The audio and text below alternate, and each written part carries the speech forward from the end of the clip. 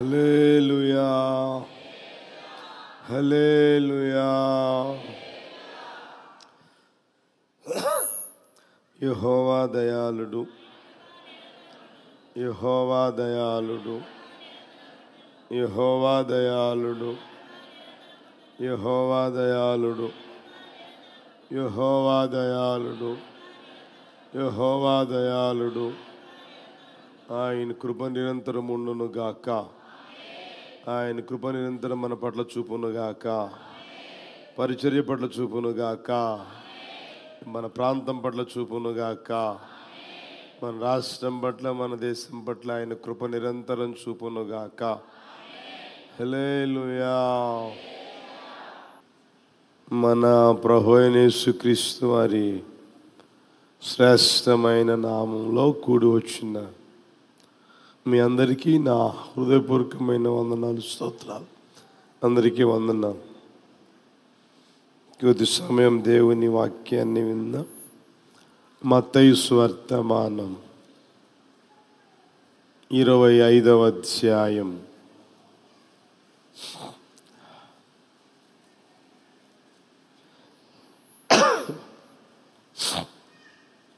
25వ అధ్యాయం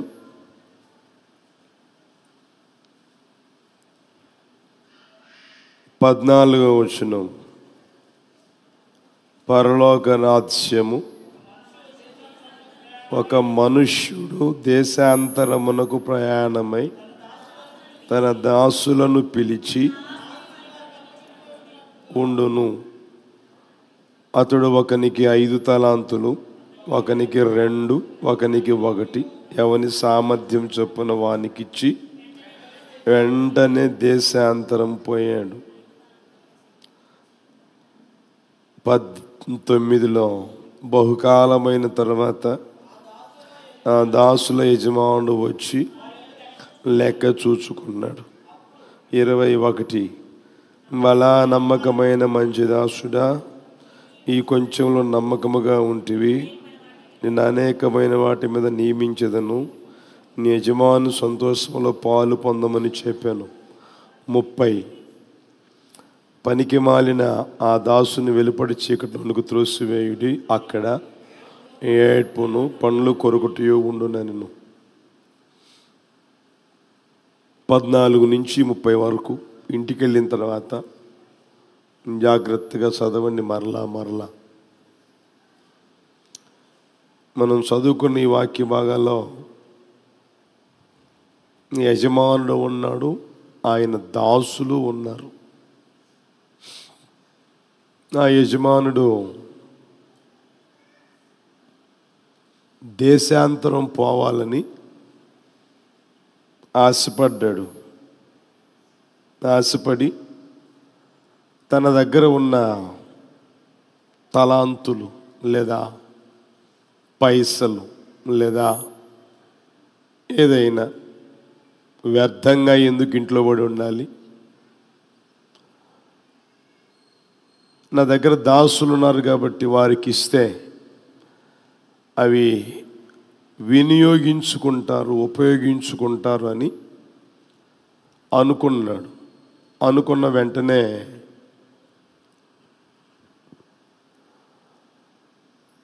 ఆ దాసుల్ని పిలిచాడు.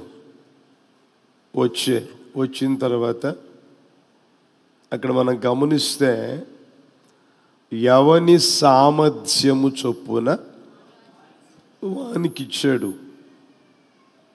ఎవని సామర్థ్యము చొప్పున, ఒకనికేమో 5, ఒకనికేమో 2, ఒకనికేమో 1. వాళ్ళ సామర్థ్యాలు అంతే. 5 ఎందుకు ఇచ్చాడంటే అతని సామర్థ్యం. 2 ఎందుకు ఇచ్చాడంటే అతని సామర్థ్యం. 1 ఎందుకు ఇచ్చాడంటే అతని సామర్థ్యం. మీకు అర్థమయ్యేదాన్ని చెప్తాను చూడండి. తల్లిదండ్రులుగా మీరు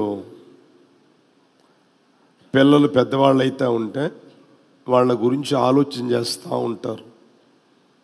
మా అబ్బాయిని ఇంజనీరింగ్ చేయాలి, మా అబ్బాయిని డాక్టర్ని చేయాలి, మా అబ్బాయిని ఐఏఎస్ చదివించాలి, మా అబ్బాయిని ఐపీఎస్ చదివించాలని ఆశలు ఉంటాయి. రోజులు గడవగా నీవేమో ఎంబీబీఎస్ చదవరా అంటే వాడంటాడు నేను లాగలేను, నేను ఎంపీసీ చదువుతాను అంటాడు.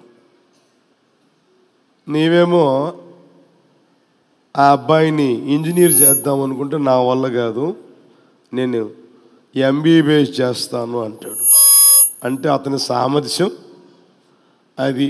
తల్లిదండ్రులుగా మీకేమో ఆశ ఉంటుంది, అరే ఈయన ఇంజనీర్ చేద్దాం అనుకుంటే ఈడేమి ఇటైపోతున్నాడు, ఈయన్ని డాక్టర్ని చేద్దాం అనుకుంటే ఈడేమి ఇలా పోతున్నాడు అని చెప్పేసి అనిపిస్తుంది.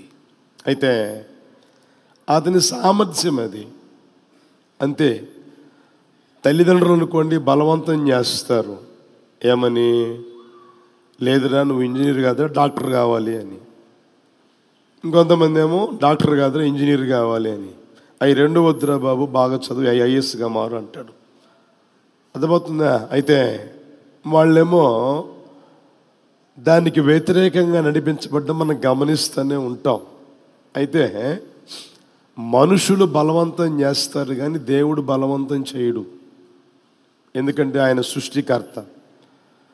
నా సామర్థ్యం ఏదో ఆయనకి తెలుసు, మీ సామర్థ్యం ఏదో ఆయనకి తెలుసు. ఎవరి సామర్థ్యం ఏంటో అతనికి తెలుసు. కాబట్టి దేవునికి తెలుసు కనుక ప్రియమైన వాళ్ళరా, నా సామర్థ్యం చొప్పున నాకు ఇస్తాడు, మీ సామర్థ్యం చొప్పున మీకు ఇస్తాడు.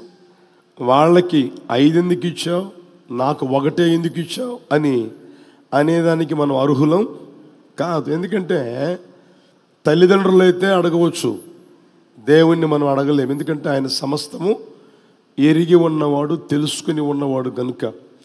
అందుకనే అక్కడ ఆ యజమానుడు చూడండి సామర్థ్యాన్ని బట్టి ఇచ్చాడు. దాన్ని మనం గమనించాలి ప్రియమైన వాళ్ళరా. దేవుడు నన్నైనా సరే నిన్నైనా సరే ఎరిగి ఉన్నాడు కనుక నన్ను ఎంతగా ఆశీర్వదించాలో అంతగా ఆశీర్వదిస్తాడు, నిన్ను ఎంతగా ఆశీర్వదించాలో అంతగా ఆశీర్వదిస్తాడు. అర్థమవుతుందా? ఒకరిని చూసి ఒకరు, ఇంకొకరిని చూసి ఇంకొకరు మత్సరపడి భేదాభిప్రాయాలు పెట్టుకొని నడిపించబడవలసిన అవసరము లేనే లేదు. నీకు ఇచ్చే సామర్థ్యం నీకు ఇచ్చాడు, నాకు ఇచ్చే సామర్థ్యం నాకు ఇచ్చాడు. ఎవరి సామర్థ్యం చెప్పిన వారికి దేవుడు ఇచ్చాడు. ప్రియమైన వాళ్ళ మీరు ఇంకా ఆలోచన చేయగలిగితే యేసు ప్రభు 2020 సంవత్సరాల క్రితం ఈ లోకానికి వచ్చాడు. రావడమే కాకుండా ఆయన నిందల అవమానాలు పొంది పిడిగుద్దులు తిని ఆఖరి రక్తబొట్టును కార్చాడు. కార్చిన తర్వాత ఆ రక్తము ద్వారా మనల్ని కొన్నాడు, ఇంకను కొంటానే ఉన్నాడు. విలువ పెట్టి మీరు కొనబడిన వారు అని దేవుని వాక్యం తెలియజేస్తున్న సత్యం. ఆయన కొని ఏం చేశాడు అంటే క్రీస్తు శరీరం అనే సంఘంగా తీర్చిదిద్దుతా ఉన్నాడు. క్రీస్తు శరీరం అనే సంఘంగా. ఆయనేమో శిరస్సు, మనమేమో శరీరం. సంఘం క్రీస్తు శరీరం అనే సంఘం. ప్రియమైన వాళ్ళ మనల్ని ఆయన శరీరంగా తీర్చిదిద్దుతూ ఉంటే మనలో అంటే సంఘములో మీరు చూడండి 12వ అధ్యాయం 28వ వచనం, కొరింథీయులకు రాసిన మొదటి పత్రిక 12వ అధ్యాయం 28వ వచనం తీసారా? 12:28 దేవుడు సంఘములో మొదట కొందరిని అపోస్తులుగాను, కొందరిని ప్రవక్తలుగాను, బోధకులుగాను, చేయువారిగాను, గలవారిగాను,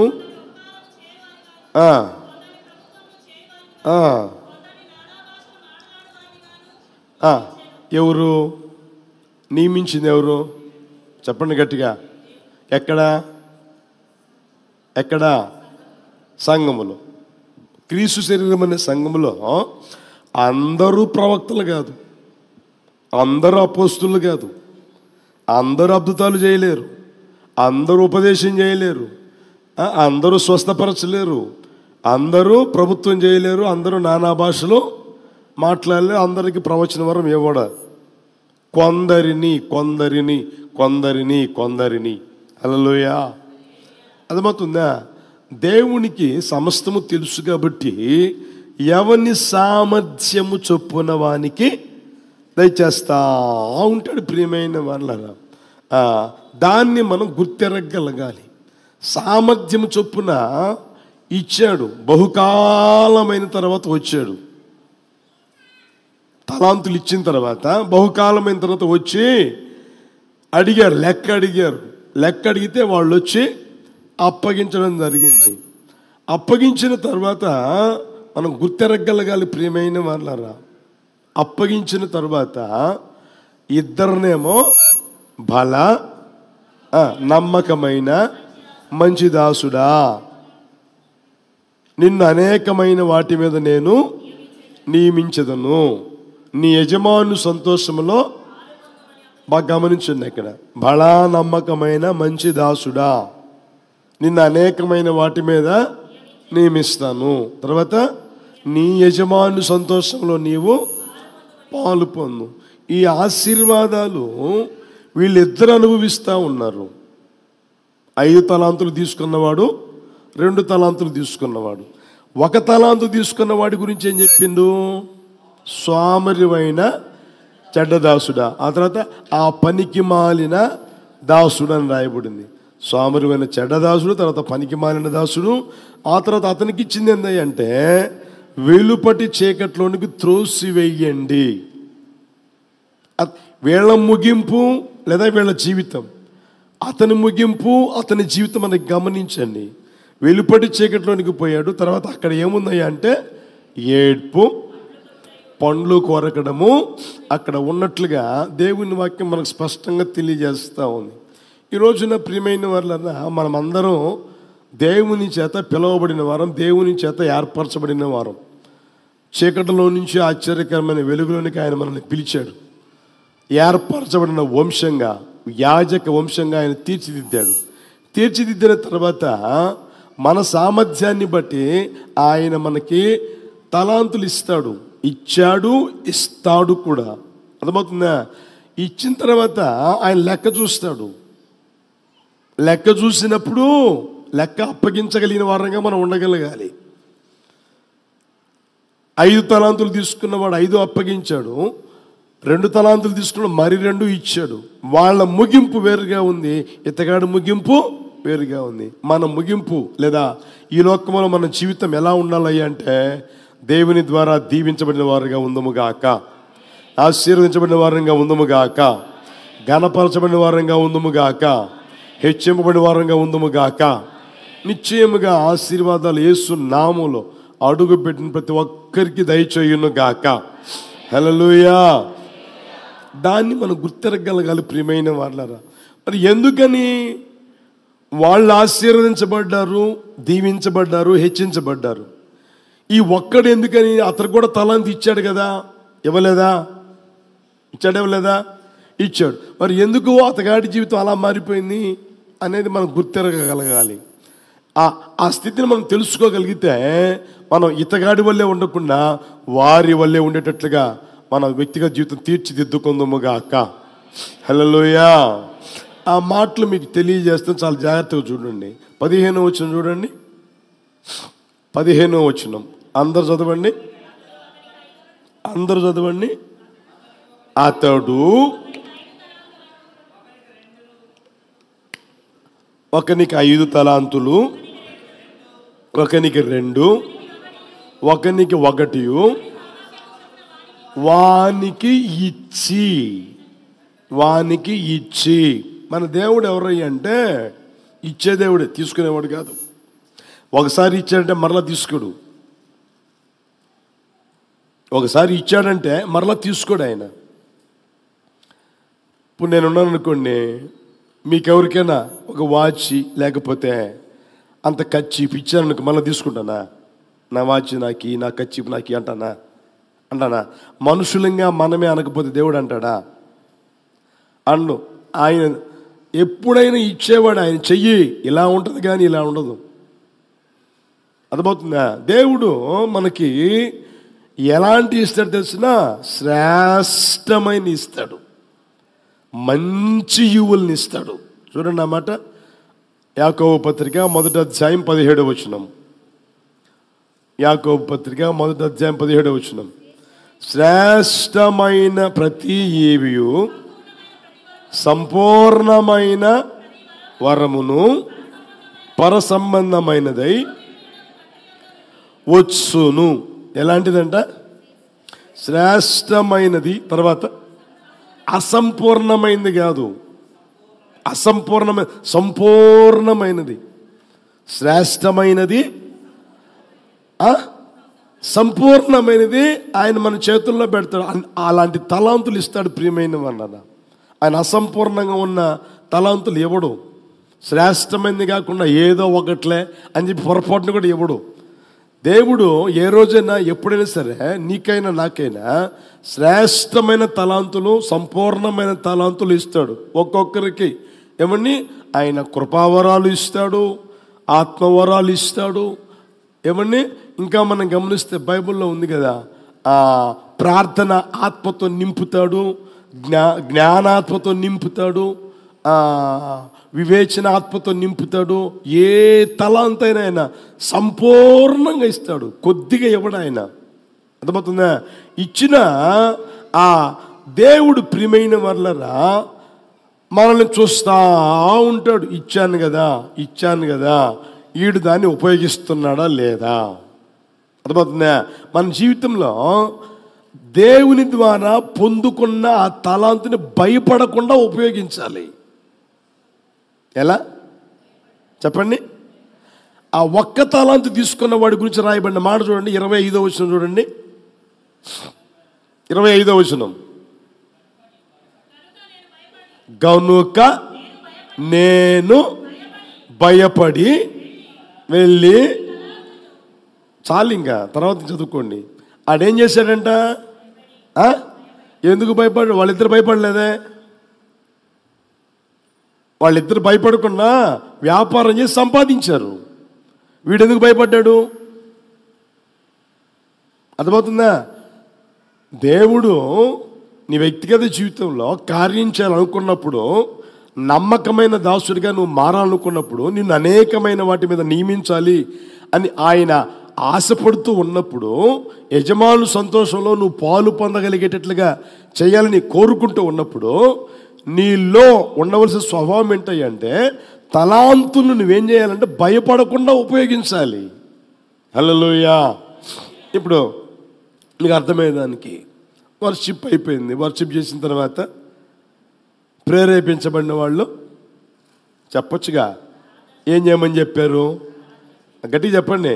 ప్రేరేపించబడిన వాళ్ళు ప్రార్థన చేయమంటే, అమ్మో నేను చేయగలనా, చేస్తానా, అసలు ప్రార్థన చేయగలనా, నేను అంత ధైర్యం ఉందా నాకు అని ఎప్పుడు అనుకోకూడదు. అధైర్యపడకూడదు, ఎప్పుడు భయపడకూడదు.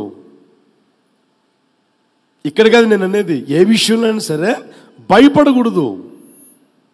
నీకు తలాంతి ఇచ్చింది ఎవరు? నోదేరవండి. ఒకవేళ పాట పాడమని మైక్ ఇచ్చారనుకో, పాడేయాలా. ప్రార్థన చేయాలని ప్రేరేపణ వచ్చిందనుకో, ప్రార్థన చేయమని చెప్పినప్పుడు ఏం చేయాలి? చేయాలి. అమ్మో నేను చేయగలనా, అంత అనుభవం ఉందా నాకు, అంత శక్తి ఉందా, అంత టాలెంట్ ఉందా, అందరిలాగా నేను చెప్పండి చేయలేనేమోనే, మళ్ళీ ఎగతాళి చేస్తారేమోనే, నన్ను అసహించుకుంటారేమోనే, ఇంకొక విధంగా మాట్లాడుకుంటారేమోనే అనే ఆ మాటలు నీలో రాకూడదు. ఎవడో ఏమనుకుంటే నీకెందుకు? అర్థమవుతుందా? ఎవరో ఏమనుకుంటే నీకెందుకు? నువ్వేం చేయాలి? పాడమన్నప్పుడు పాడాలి. అర్థమైందా? ప్రార్థన చేయాలి. ప్రేరేపణ వచ్చినప్పుడు ప్రార్థన చేయాలి. ఆ తలాంతి ఇచ్చింది ఎవరు? చెప్పండి గట్టిగా. అది ఆయనేమైనా అనుకుంటాడేమో అనుకోవాలి, అంతేగాని మనుషులు ఎవడో ఏమో అనుకుంటాడు ఎప్పుడు అనుకోకూడదు. ప్రియమైన వాళ్ళ, అది ఏ విషయమైనా సరే. అర్థమవుతుందా? కనుక నువ్వు భయపడకుండా నీ తలాంతును ఉపయోగించాలి. ఆ వ్యక్తి ఏమో భయపడుతున్నాడు, నేను భయపడి అంటాడు. ఎవడు భయపడమన్నాడు? వాళ్ళిద్దరు భయపడలేదే. ఒకరికేమో 5 ఇచ్చాడు, ఒకరికేమో 2. వాళ్ళు భయపడలేదు. వాళ్ళు ఎందుకు భయపడలేదు? మరి వీడెందుకు భయపడుతున్నాడు? వీడికి ఎందుకని అవసరం కదా. భయపడకుండా ఏమన్నా నీకు ఇచ్చిన ఆ టాలెంట్ ఉపయోగించుకోవాలి, నీకు ఇచ్చిన ఆ తలాంతనే ఉపయోగించుకోవాలి. ప్రియమైన వాళ్ళారా, అట్టి కృప ప్రభు అనుగ్రహించును గాక. హల్లెలూయా. మీకు అర్థమైందని చెప్తాను చూడండి. దేవుడు ఇశ్రాయేలు ప్రజల బాధని చూశాడు, వేదన్ని చూశాడు. దేవుడు వాగ్దానము చేసినట్లుగా ఆ సమయం సమీపించినప్పుడు, ఇక వారిని విడిపించాలని అనుకున్నప్పుడు దిగి వచ్చాడు. సింహాసనం మీద ఉండకుండా దేవుడు దిగి వచ్చాడు. దిగి వచ్చి చూస్తా ఉన్నాడు ఎవడు దొరుకుతాడా అని. అప్పుడు మోషే అక్కడ గొర్రెలు కాసుకుంటా ఉన్నాడు. గొర్రెలు కాసుకుంటా ఉంటే ఇక్కడ పొద ఉంది. పొద మండుతుంది కానీ కాలిపోలా, మండుతుంది కానీ కాలిపోలా. ఇలా చూస్తే ఆ వింత కనపడింది. అరే, ఎంతసేపు నుంచో చూస్తా ఉన్నాను, అది మండుతుంది కానీ కాలిపోలేదే. మండింది కాలిపోతుంది కదా, బూడిదిగా మారిపోతుంది కదా, మంట ఉండదు కదా అని ఆలోచన చేసి ఇది ఏంటో చూద్దాం దగ్గరకు పోయాడు. పోయిన తర్వాత దేవుడు మాట్లాడడం ప్రారంభించాడు. నువ్వు నిలిచి ఉన్న భూమి పరిశుద్ధ భూమి, నీ కాళ్ళకు ఉన్న నీ పాదములకున్న చెప్పులు కాస్త విడిచిపెట్టు అని మాట్లాడుకుంటా వచ్చాడు. మాట్లాడితే నేను నా ప్రజల బాధను చూశాను, వారిని విడిపించడానికి దిగి వచ్చి ఉన్నాను, పాలు తేనె ప్రవహించే దేశాన్ని నడిపిస్తాను అని చెప్పుకుంటూ ప్రియమైన వాళ్ళరా, ఇదిగో ఆ ఫరో దగ్గరికి నేను నిన్ను పంపుతాను, నీ ద్వారా ఇశ్రాయేలు ప్రజల్ని విడిపిస్తాను అని చెప్తే 4వ అధ్యాయం 10వ వచనం చూడండి. నిర్గమాకాండం 4వ అధ్యాయం 10వ వచనం.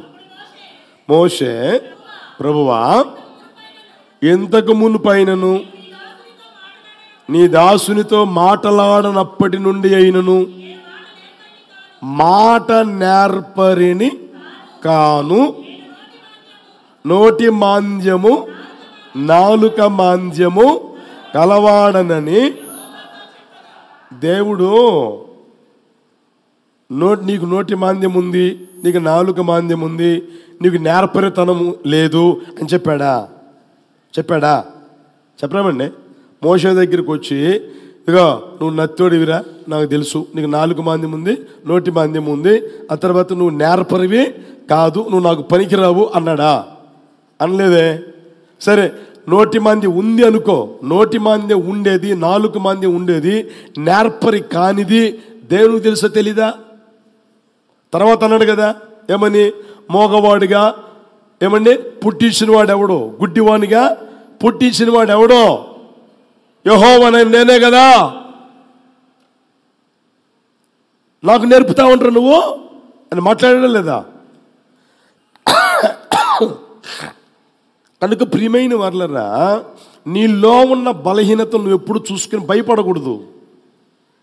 దేవుడు ఎప్పుడు నీ బలహీనతను చూడ్డు. బలహీనతలోనే బలపరచగలిగిన దేవుడు మనం ఆరాధన చేస్తున్న నజరేయుడైన యేసయ్య. కనుక నీలో ఉన్న బలహీనతలు నువ్వు చూసుకుంటూ భయపడతా ముందుకు అడుగు వేయలేకుండా, ముందుకు అడుగు వేస్తే ఏమవుతుందో, వెనక్కి అడుగు వేస్తే ఏమవుతుందో, ఎందుకు వచ్చిన బాధలే నాకెందుకు, ఒకటి ఇచ్చాడు కదా చెప్పండి, భూమిని తవ్వి పాతి పెట్టేస్తాను, ఆయన వచ్చినప్పుడు ఆయనకి ఇచ్చేస్తాను అన్న ఆ మాటలో మన నోట రాకుండాను గాక. హల్లెలూయా. ఇచ్చాడా, భయపడకుండా మనం ఏం చేయాలి? ఉపయోగించగలిగిన స్థితిలోనికి రావాలి. అట్టి కృప ప్రభు అనుగ్రహించును గాక. హల్లెలూయా. ఆ రోజున మోషే ఏదో ఒకటి చెప్పి తప్పించేసుకుందాంలే, నాకెందుకు ఈ బాధ, నాకెందుకు ఈ అడవిలో శుభ్రంగా గొర్రెలు కాసుకుంటా ఉన్నా, అంత అన్నం పెడుతున్నారు, పిల్లలు కూడా ఇచ్చారు, పెళ్ళి కూడా చేసుకున్నాను, నాకెందుకు ఈ బాధ, వాళ్ళు ఎలా పోతే నాకెందుకు అని ఏదో ఒకటి చెప్పి తప్పించుకుందామన్న ఆ పరిస్థితులే కానీ ఏమండి దేవుడు చెప్పిన మాట విందాం, లోబడదాం, సరే వెళ్దాం అన్న ఆ తెగింపు రావడంలే, ముందుకు అడుగు వేయలేకపోతా ఉన్నాడు. అర్థమవుతుందా?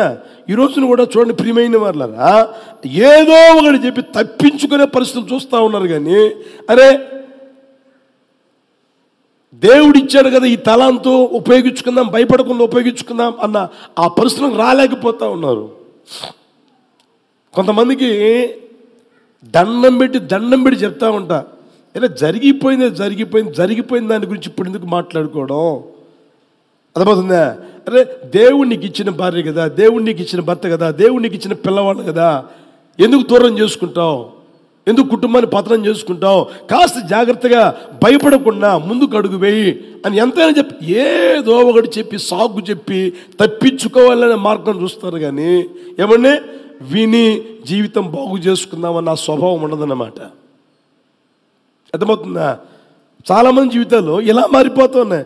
మోషేతో దేవుడు అంటారే, నేను నిన్ను ఏర్పరచుకున్నాను రా, నీకోసం నేను వచ్చాను రా బాబు అని అంటే, లేదు ఎవరన్నా ఏర్పరచుకో, ఇంకెవరన్నా చూసుకో, ఇంకెవరన్నా పంపించు అంటాడు. ఎవరన్నా పంపించారు, నీతో మాట్లాడడం దేనికి?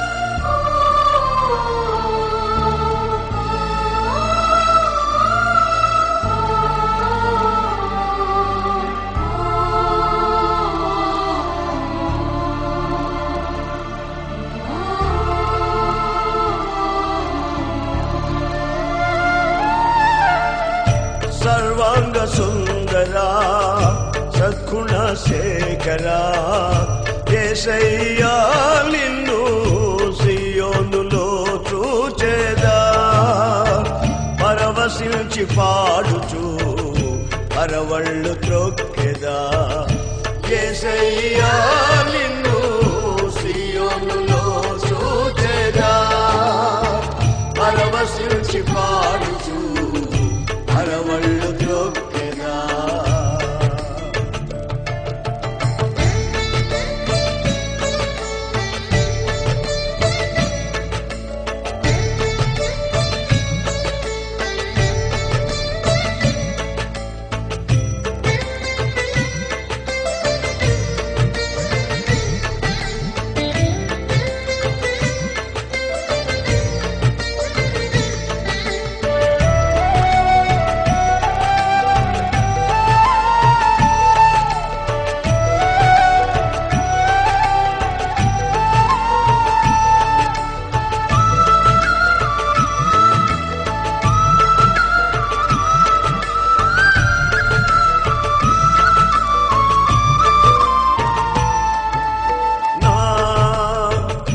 ప్రార్థన ఆలకించువాడా, నా కన్నీరు తుడుచువాడా, నా ప్రార్థన ఆలకించువాడా, నా కన్నీరు తుడుచువాడా, నా శోధనలన్నిటిలో ఇమ్మానుయేలువై నాకు తోడై నిలిచితివా.